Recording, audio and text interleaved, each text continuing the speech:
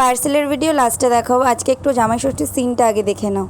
আগের দিন ছিল বড় পিসির বাড়িতে জামাই ষষ্ঠীর নিমন্ত্রণ, আর সেখানে সবার খাওয়া মোটামুটি শেষ হয়ে গেছে, কিন্তু এই দুজন জামাইয়ের খাওয়া এখনও শুরু হয়নি, কেননা ওদের বউদের এখনও ফটো ভিডিও নেওয়া শেষ করে উঠতে পারছিল না।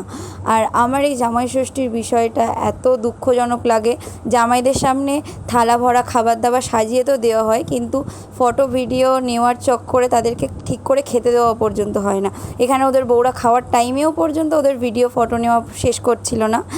আর এই ব্যাপারটা এতটাই দুঃখজনক, আর কি বলবো। আর এখানে আমার জামাইবাবু একটু পোস্ট করে দেখাচ্ছিল যে কীভাবে রিলসে একটু পোস্ট করে দেখাতে হয়।